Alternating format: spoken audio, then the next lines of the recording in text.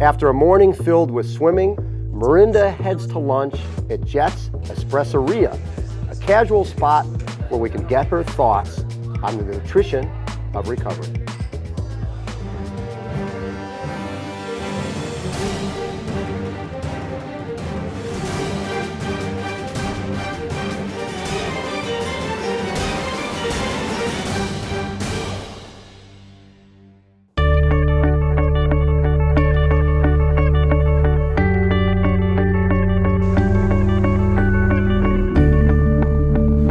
Talked about earlier is that really what your life is really is just stringing together workouts and stringing together recovery. You can't be thinking about something 3 months, 6 months, 9 months down the line. You think about today.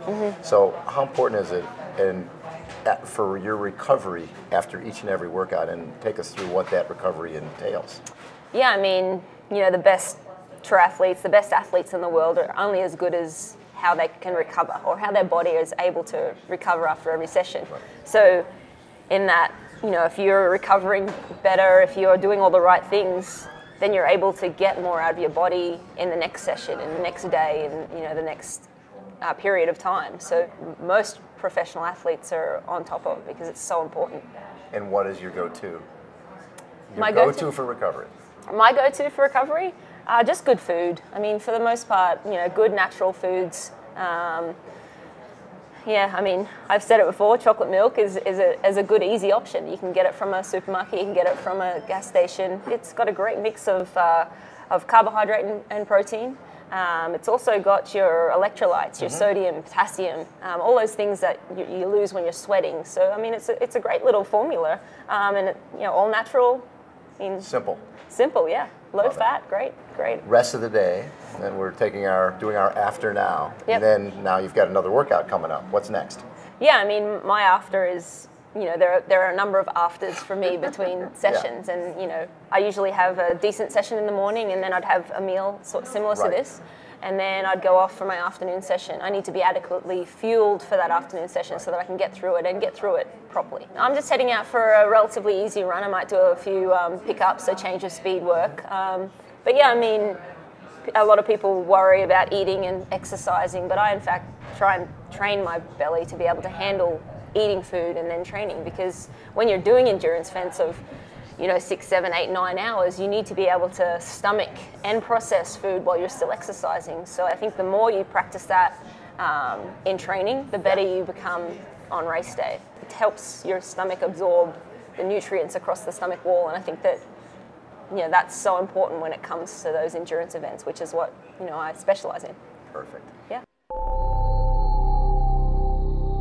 The end of the 2011 season proved that Mirinda's running was better than ever. She went to the Hy-Vee 5150 event in Iowa, and even though she had been putting in long running miles to get ready for the Ironman Marathon, she surprised everyone by running through the elite women's field and finishing second overall. Then she went to Kona and broke her own Ironman Marathon course record by 1 minute and 23 seconds, running an impressive 2:52:09. Today, Mirinda is doing a 6-mile training run on the roads just north of the Boulder Reservoir. The air is cold and there's snow on the ground, but Mirinda knows that to improve, she has to brave even the toughest conditions during the early season and build her base by putting in the hard miles.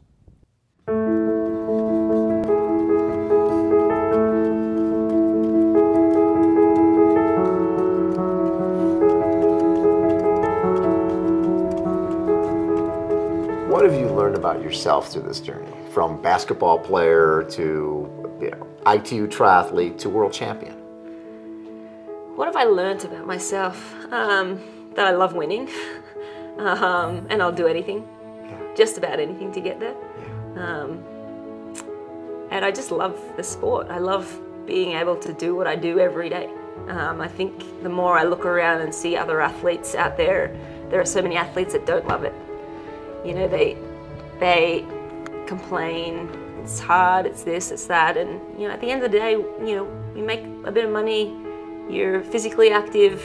I mean, you know, at some points may be able to inspire other people to get out and exercise as well. I mean, I just truly love triathlon. I like training.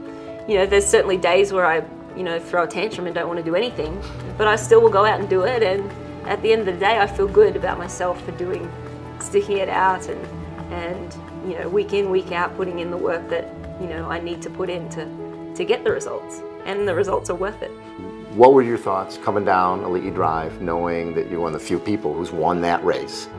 And how did that change your world? Yeah, I mean, my world was kind of tipped upside down after winning that title.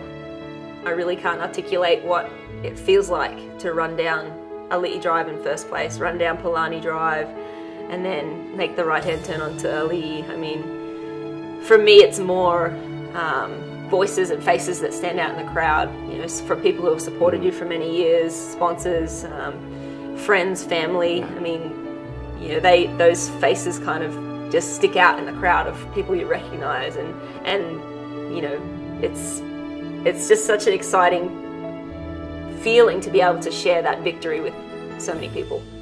And I don't know, I mean, I'm lost for words to describe it. It's just amazing.